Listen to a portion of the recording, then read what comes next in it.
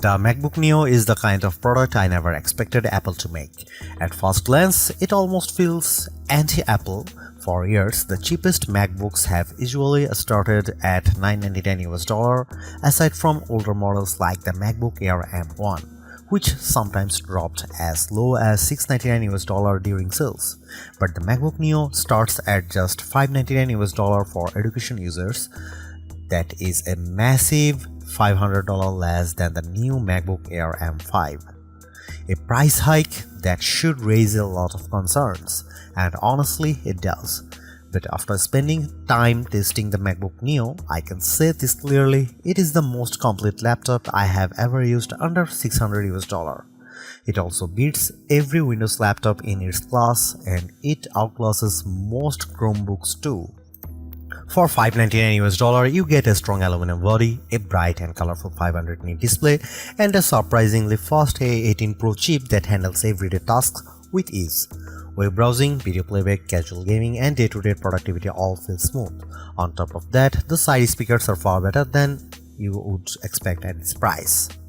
So what did Apple have to cut to make this happen? Where does the MacBook Neo stand in larger laptop market? And is it actually the right choice for you? Here is my full MacBook Neo review with the real pros and cons laid out clearly. The A18 Pro chip is one of the biggest reasons the MacBook Neo exists, and it is also one of the most interesting parts of the machine. Instead of using an M series chip like other modern Macs, Apple chose the A18 Pro, the same chip that powered the iPhone 16 Pro. At first, that sounds unusual. Putting a phone chip in a laptop is not the standard approach, but the logic behind it actually makes a lot of sense.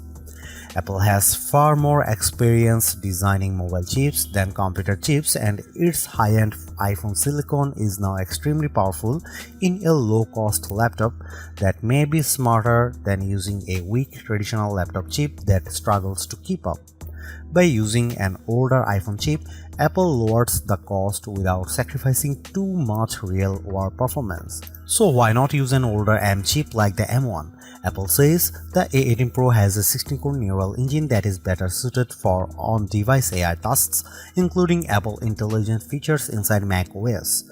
The M1 is not as capable in that area, and the A18 also benefits from faster memory that makes this choice look a lot more strategic than strange.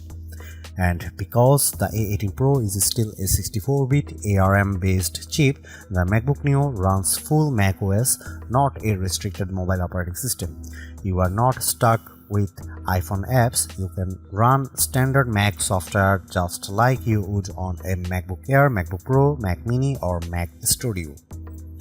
macOS runs well on the Neo, and although it is not as snappy as my MacBook Pro, it still feels impressive for the price. For the best experience though, you should keep expectations realistic and stick mainly to lighter apps.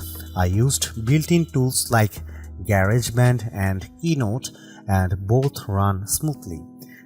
That is the kind of workload this laptop handles best.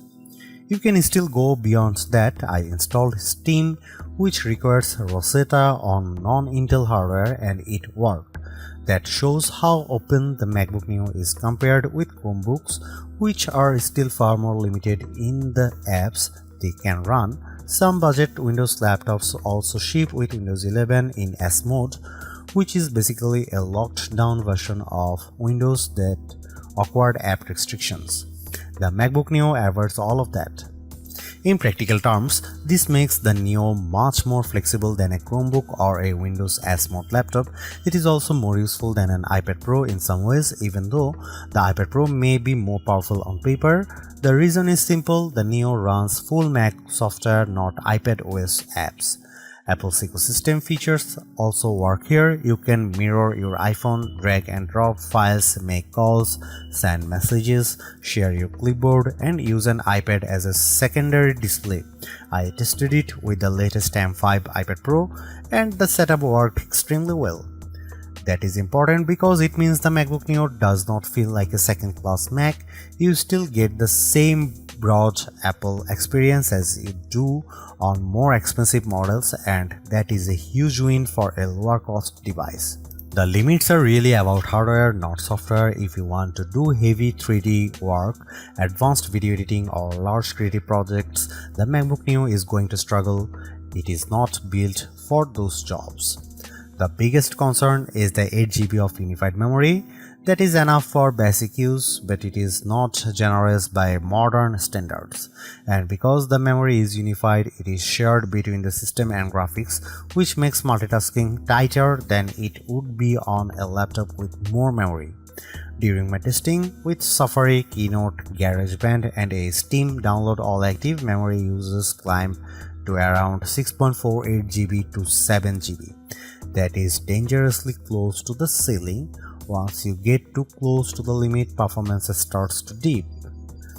There is also no upgrade path for memory, and you cannot just open the laptop and add more yourself. That means the 8GB configuration is something you have to live with for the lifetime of the device. For most students or casual users, that may be fine as long as they keep their workload light. But anyone who likes to jump between many apps or run heavier software should look at the MacBook Air M5 instead, which starts with 16GB of unified memory. Gaming is possible too, but again expectations matter. I got Cyberpunk 2077 running at a playable 30fps using the For This Mac preset. It was not a generous experience because most settings were pushed very low and advanced effects were disabled, but the fact that a $599 fanless laptop can run a game like that at all is impressive. You can also play iPhone and iPad games, which are much better suited to this hardware. Overall, the MacBook Neo performs very well for the price. It is excellent for everyday tasks, surprisingly capable with many Mac apps, and flexible enough to general use. But it is not a productivity powerhouse, and it should not be treated like one. One more advantage deserves mention: the MacBook Neo is fanless. That means it stays quiet in use, which is a major benefit over many budget Windows laptops that get noisy as soon as the system starts working harder. The MacBook Neo is the best budget laptop you can buy right now. It is true that Neo sits at the upper end of what many people would call budget, but the gap in quality between this and most Windows laptops or Chromebooks at the same price is huge. The design is premium, the display is excellent, the speakers are surprisingly strong, and the performance is more than good enough for day-to-day work. What impresses me most is that Apple did not cripple macOS just to hit a lower price. You still get the full Mac experience along with support for the broader Apple ecosystem. That makes the Neo feel like a real MacBook, not a watered-down version. Yes, there are compromises. The USB-C setup is awkward, the keyboard has no backlight, and the 8GB memory limit is restrictive, but those issues are understandable in a laptop this affordable, even if they are still disappointing. At the end of the day, Apple has made a budget MacBook that actually feels worth buying. It is not the cheapest option on the market, but it is one of the smartest.